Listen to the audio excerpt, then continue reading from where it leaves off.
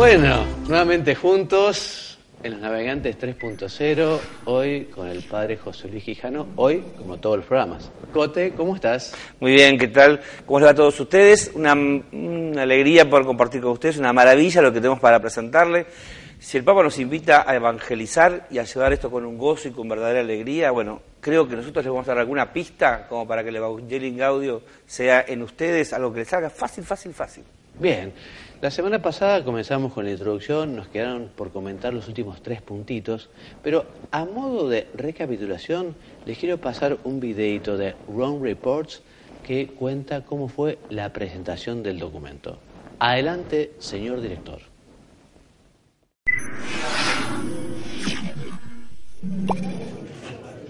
El Vaticano ha presentado oficialmente Evangelii Gaudium, la exhortación apostólica del Papa Francisco, que es su primer documento firmado en solitario. Está dirigida a todos los católicos y se divide en 288 puntos recogidos en 5 capítulos. Es un documento amplio que habla de temas como la misericordia, el encuentro, la tarea del Papa y de las conferencias episcopales, pero también de espiritualidad popular, economía o pobreza. Es un lenguaje claro, inmediato. Es un lenguaje claro, inmediato, sin retórica ni subterfugios, el que escuchamos en esta exhortación apostólica. El Papa Francisco va al núcleo de los problemas que vive el hombre de hoy y que por parte de la Iglesia exige mucho más que una simple presencia. El Papa comenzó a escribir este texto en agosto de 2013, después de regresar de la JMJ de Río. En él, Francisco invita a no dejarse robar la alegría de la evangelización. El Papa recoge muchas conclusiones del Sínodo sobre Nueva Evangelización que se celebró en octubre de 2012. Lo que llama la atención desde la primera página es la presentación alegre del Evangelio, por eso se titula Evangelii Gaudium, y se expresa incluso por la repetición en todo el texto de la palabra alegría nada menos que 59 veces. Ha un suo stile. Es una exhortación apostólica y como tal tiene su propio estilo y su propio lenguaje. Me gustaría hacer hincapié en que el tono es casi coloquial, con la característica de una preocupación espiritual profunda y pastoral. Con Evangelii Gaudium, el Papa llama a todos los católicos a comprometerse personalmente en esta nueva etapa del camino de la evangelización.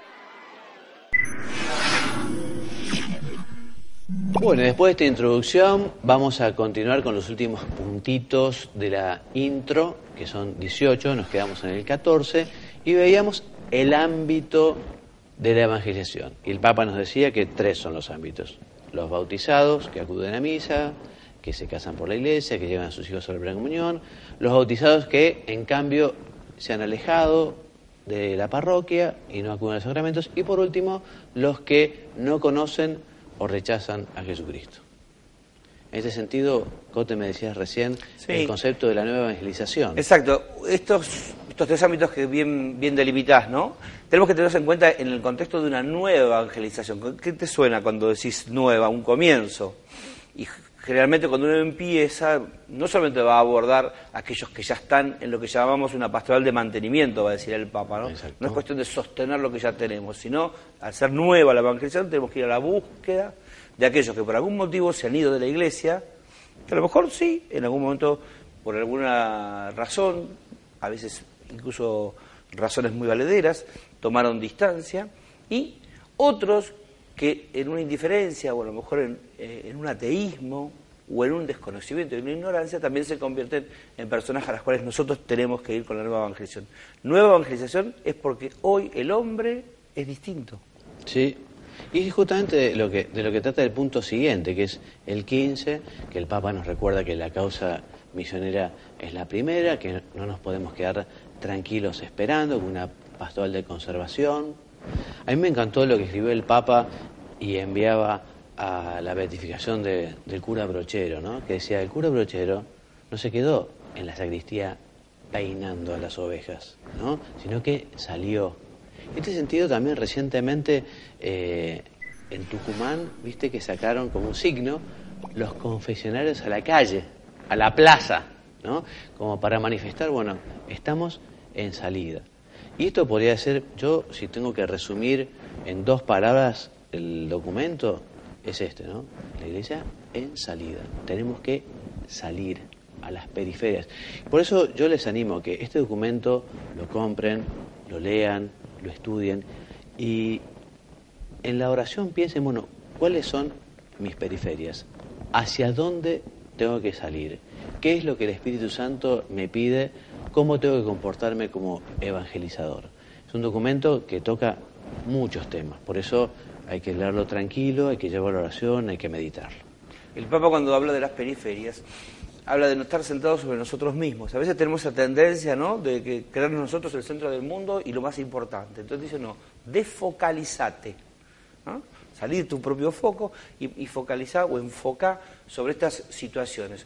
Porque desde afuera hacia adentro también las cosas se ven diferentes. Exacto. Ir hacia lo periférico no es solamente una estrategia pastoral. Lo propone incluso hasta como un cambio de mirada, ¿no? Las cosas se pueden ver desde una óptica o desde la otra. Y nosotros, en América Latina por lo menos, todas estas cosas las decimos con mucha rapidez, porque venimos del documento de Puebla, que después se fortalece muchísimo en Santo Domingo, y que en Aparecida yo creo que alcanza un punto cúlmine. Y en la mente y en el corazón del Papa Francisco está el documento de Aparecida. Y estos textos de Aparecida son los que dan inspiración y fuerza a este salir, la gran misión que nos propusieron, ¿no? Exacto. El punto siguiente, el 16, nos habla de algo que vos habías comentado en el primer programa, que cuál es la fuente de inspiración de este documento.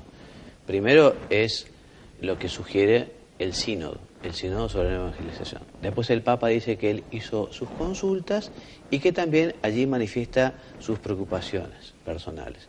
En el número 25 más adelante, él dirá que las ideas que aquí se manifiestan tienen un carácter programático, más o menos la misma idea del punto primero que dice el Papa, que quiere que este documento de alguna manera sirva para marcar hacia dónde tiene que ir la Iglesia, cuáles son los caminos que tiene que recorrer la Iglesia cada bautizado.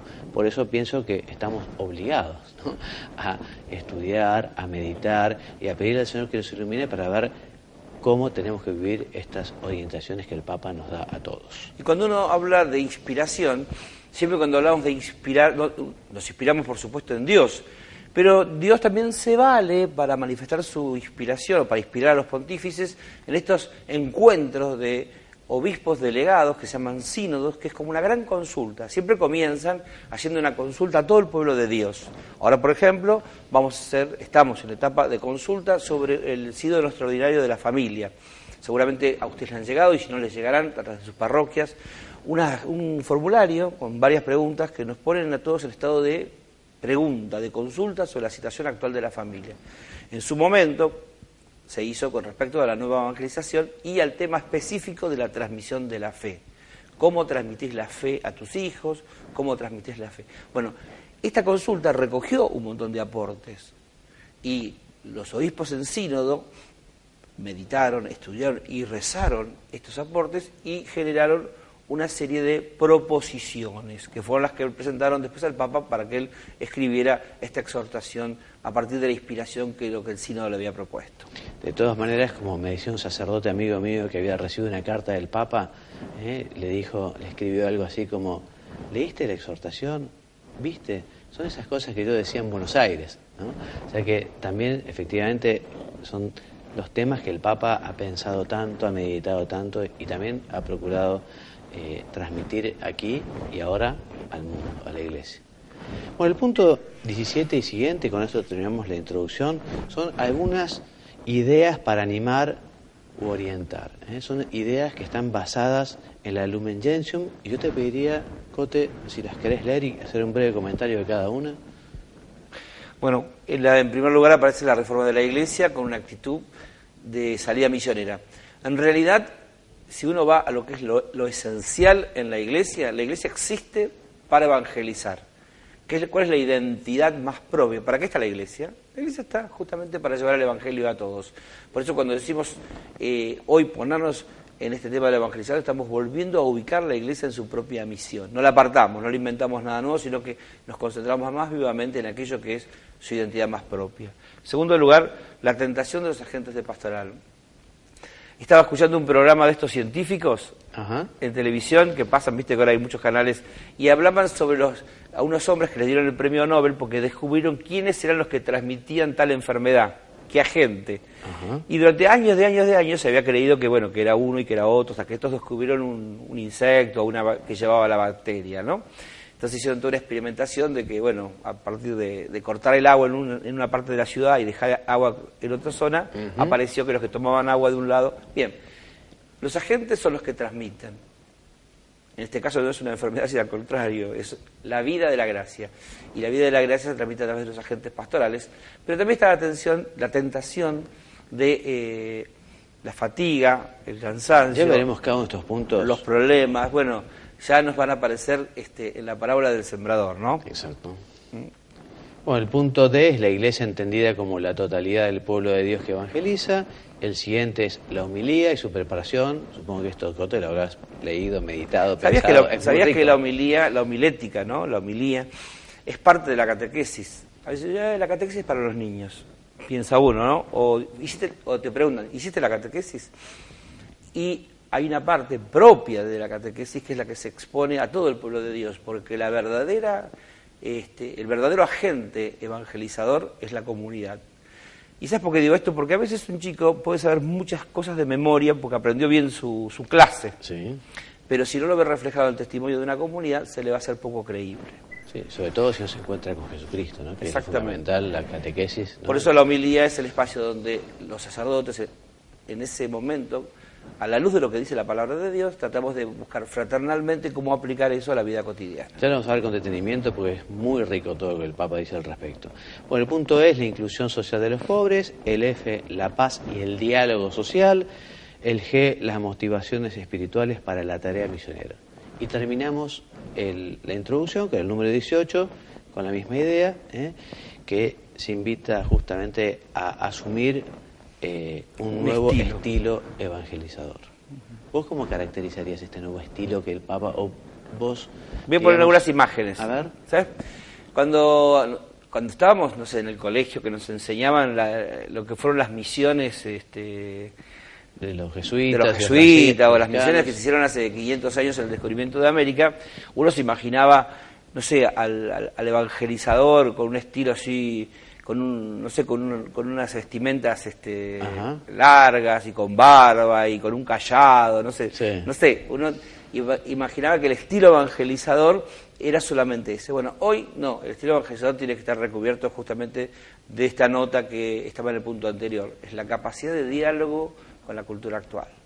Sí, el Papa lo dice muchas veces. Bueno, y así damos por terminada la introducción. Vamos a comenzar con el primer capítulo, pero antes quiero pasarles el otro video que nos cuenta cuáles son las claves de este documento que el Papa nos ha regalado. Señor director, adelante por favor.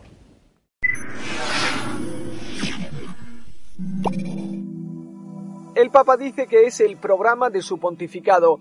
Francisco desafía a los católicos y les pide que propongan el Evangelio con la bondad de Jesús. El Papa pide una conversión sin miedo y predica con el ejemplo porque anticipa una conversión del papado que lo vuelva más fiel al sentido que Jesucristo quiso darle y a las necesidades actuales de la evangelización. Son dos de las claves de su exhortación apostólica, la alegría del Evangelio, que califica como un documento con consecuencias importantes. La revolución de Francisco no consiste en cambiar la doctrina cristiana, sino cambiar el modo de mostrar el cristianismo. Dice que hablar de Dios no consiste en imponer obligaciones, sino en compartir una alegría. El Papa muestra la humanidad de la fe católica, que sobre todo ofrece misericordia al pecador. Por eso invita a buscar la felicidad de los demás como la busca un Padre bueno y a relacionarse con todos de persona a persona. Francisco pide a los cristianos que cooperen para resolver los problemas de la sociedad y que no miren a otro lado. Cita entre otros la economía de la exclusión y de la desigualdad, los intereses de mercado convertidos en regla absoluta y nuevas esclavitudes como la prostitución, el trabajo infantil o la mendicidad. Francisco quiere ampliar los espacios para una presencia femenina más incisiva en la Iglesia, pero no a través del sacerdocio, que es un servicio y no puede ser identificado con el poder. También dice que no cambiará la doctrina del aborto, pero invita a preguntarse si se ha ayudado a las mujeres embarazadas que se encontraron solas y sin el apoyo necesario. El texto es largo y fresco. El Papa aborda muchos temas sin miedo, porque Jesucristo rompe los esquemas aburridos en los que pretendemos encerrarlo. Un documento que muestra el programa del Papa Francisco para los católicos del siglo XXI.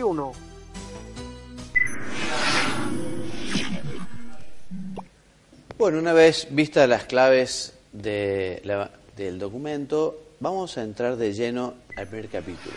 No sé si conseguiremos terminarlo hoy, pero por lo menos les decimos que el primer capítulo se titula La transformación misionera de la Iglesia, va desde el número 19 al 49. Esto de los números es muy práctico, porque les podría decir que un número es una idea desarrollada, ¿no? Tiene varios subtítulos, como ven, 5 subtítulos romanos y algunos subtítulos de los subtítulos. Pero vayamos al punto. El número 19 dice, la evangelización, el resumen, ¿no? La evangelización obedece al mandato misionero de Jesús.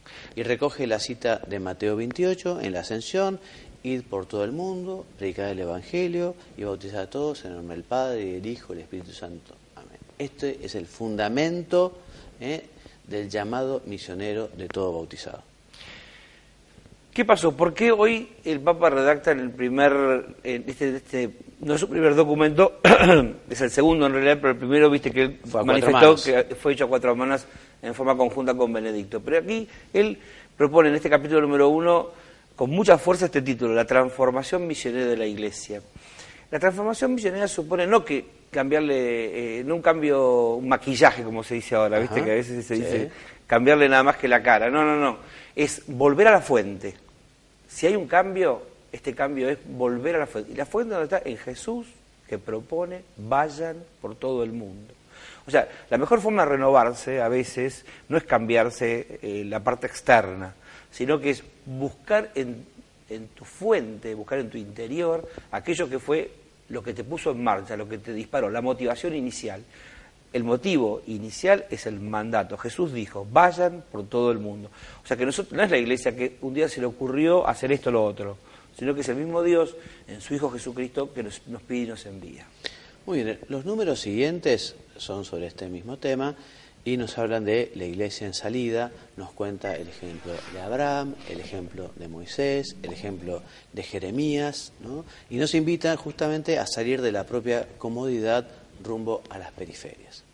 El número siguiente, el 21, nos habla de la alegría misionera, que al salir nosotros nos pasará como aquellos 72 discípulos, que al regresar estaban felices de haber llamado a las personas a acercarse al Señor. El número 22 nos habla de la palabra, que es como la semilla, ¿no? Y aquí a mí me gustó mucho, lo llevé a la oración, lo prediqué, ¿no? Cuando el Papa habla de la parábola de la cizaña, ¿no? El Papa nos dice, no nos preocupemos tanto de la cizaña, preocupémonos de que el trigo dé fruto. De la cizaña se va a ocupar el Señor en el momento de la recolección. Además, Dios puede hacer lo que no hace la botánica. Dios puede convertir la cizaña en trigo. Por eso, aquellos agoreros de que todo está mal, de que todo es un desastre, o sea, no miremos tanto la cizaña y miremos el trigo, busquemos el fruto. Y la fuerza de la palabra está porque nace de lo más profundo, de lo más silencioso y profundo del corazón de Dios. Cuando yo tengo que decir algo importante, a veces llenamos el mundo de palabras, ¿no?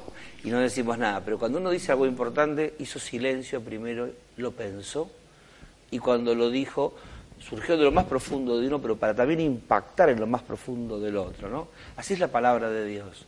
Nace del corazón silencioso, meditativo y profundo de Dios, desde su intimidad más profunda, que es su Hijo, su amor más predilecto, y nos lo envía para que impacte en nosotros también en lo más profundo de nosotros. La palabra se hizo carne y habitó entre nosotros. Muy bueno. Esta salida misionera, evangelizar, nos dice el Papa, casi como un eslogan, tiene que ser una salida sin asco, sin miedo y sin discriminar a nadie.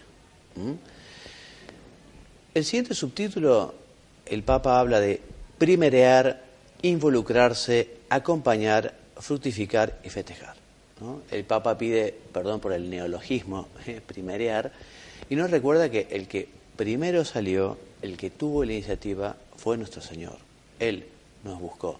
Por eso nuestro acercarnos a Él siempre es respuesta. E invita el Papa a comportarnos como Jesucristo, a salir al encuentro del otro, a tenderle la mano, a tratar de que efectivamente ese apostolado que tiene que ser por atracción. ¿Por qué por atracción? Y porque si nosotros nos acercamos a ayudarlo, si nosotros nos acercamos a servirlo, ellos van a ver en nosotros al Señor y se preguntarán por qué nuestra alegría, por qué nuestra esperanza, ¿no? Entonces, por eso el Papa, cuando diferencia, ¿no?, del proselitismo, que es una palabra que como que ha degenerado un poco, tiene que ver hoy como si fuera un lavado de cabeza o una coacción u obligación, bueno, por atracción. Porque nos tiene que ver a nosotros a Cristo. Y en ese sentido estamos llamados a primerear. Exacto. Tal vez sería interesante que ustedes se detengan en un ejercicio con cada una de las palabras, ¿no?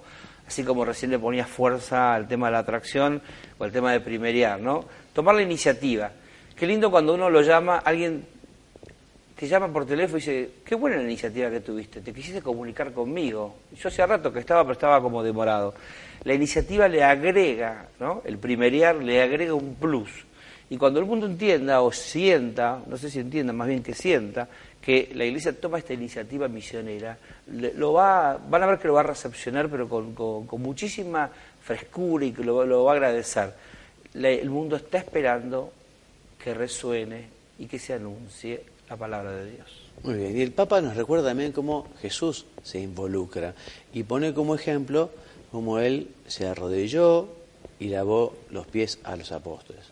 Un signo que además el Papa lo ha manifestado siendo cardenal, siendo obispo, ¿no? Con qué amor el lavado de los pies en la fiesta, en Semana Santa, ¿no? Entonces es un signo que justamente lo que tiene que manifestar es esa decisión de servicio a los demás, ¿no? Sí, porque además Jesús nos dijo, ¿no? Jesús lo dijo, ven como lo hago yo, el lavado de los pies, ¿no? Ahora ustedes hagan lo mismo. O sea que también la iniciativa, cuando Jesús hace algo, él primereando, digamos, lo hace a modo de movilizarnos a nosotros y también a modo de ejemplo, ¿no? Con estas categorías, con esta modalidad, con esta actitud, y así en Francisco vemos como él ha sabido poner un oído muy atento en lo que Dios nos pide, pero también otro oído muy atento en la necesidad de la gente. El Papa nos dice también que los evangelizadores tenemos que tener olor a oveja. Evidentemente no se trata de no ponerse desodorante o oler como un animal, ¿no? Sino el contacto con las personas, con las realidades, la familia, el trabajo, el barrio, el club, los más necesitados. O sea, el tener olor a oveja quiere decir estar involucrado en los problemas de las personas que nos rodean, ¿no? Sí, sí, sí. Yo recordaba una vez un ejemplo que ponían, ¿no? Una cosa es decirle a la gente desde aquí para allá, ¿no es cierto? Hagan esto, hagan lo otro, y otra cosa es desde ellos mismos, ¿no? Claro. Una de las cosas que yo también descubro es cuando les enseñás a rezar a los chicos, ¿no? Vos les podés decir, miren, para rezar tienen que hacer esto, pero la mejor forma que los chicos aprendan a rezar es cuando uno se pone a rezar con ellos. Sí. Yo, dentro de esta invitación que hace el Papa también a elegir nuevos métodos, nuevos sistemas, yo predico mucho, no solo en el ambón, en la misa, sino meditaciones, retiros, ¿no? Pero el último retiro dije, en vez de que sea yo el único que predique, ¿por qué no manifestamos nosotros cuáles son cada uno de los que estaba allí, nuestras peticiones, nuestras acciones de gracias, por qué lo queremos adorar al Señor? Y yo que pensé que la gente iba a tener algún problema, no, fue súper enriquecedor, ¿no? Entonces yo también estoy pensando, ¿no?, nuevas maneras de justamente ayudar a que las personas se acerquen al Señor. No, y además como vos te involucrás, cuando vos abriste esas puertitas de alguna manera del corazón de cada uno, y cada uno pudo expresar esos ruegos, esas súplicas, esas acciones de gracias, vos te comprometés con lo que ellos dicen. Y todos. En una charla doctrinal la gente se informa. Claro. En una conversación te involucrás. Exactamente. Entonces esto hace el estilo del evangelizador. Exactamente. No es un charlatán, sino es alguien que sabe sentarse a dialogar y conversar. Por eso el Papa nos anima a acompañar con paciencia a las personas, ¿no? Esto que les decía de la cizaña, y de la semilla, preocupémonos por el fruto y no por la cizaña. Y habla de la iglesia cómo celebra, que la iglesia celebra fundamentalmente en su liturgia. Lo mismo que el festejo es la liturgia. Entonces, qué bueno es conocer qué es la misa, qué bueno que es conocer la liturgia, porque uno cuando conoce puede aprovechar mucho mejor, ¿no? Nos quedan 2 minutos, Cote, entonces terminemos con alguna idea antes de entrar al segundo punto de este capítulo primero y redondear y hacer hoy vos la despedida. Bueno, ahí está la expresión acompañar con paciencia, ¿no? Qué lindo es cuando uno siembra. También es un ejemplo que utilizamos mucho en catequesis con los chicos, les hacemos hacer un germinador y les decimos que siembren la semilla, un vaso con un poquito de algodón, un secante poníamos Exacto. En nuestra época y había que ponerle agua, ¿no? Para que tuviera la humedad necesaria y que estuviera a la luz. Condiciones para que la semilla germine. Y una de las condiciones es la paciencia. Saber esperar. Pero primero hay que hacerla siempre, ¿no? Muy bien. ¿Y una despedida? Y la despedida es que el Evangelio tiene adentro, ¿no?, la alegría. Pero no hagan como los que quisieron descubrir la vida dentro de la semilla y rompieron la semilla para ver si estaba la vida dentro. Sino siembren el Evangelio y van a ver que la alegría brota.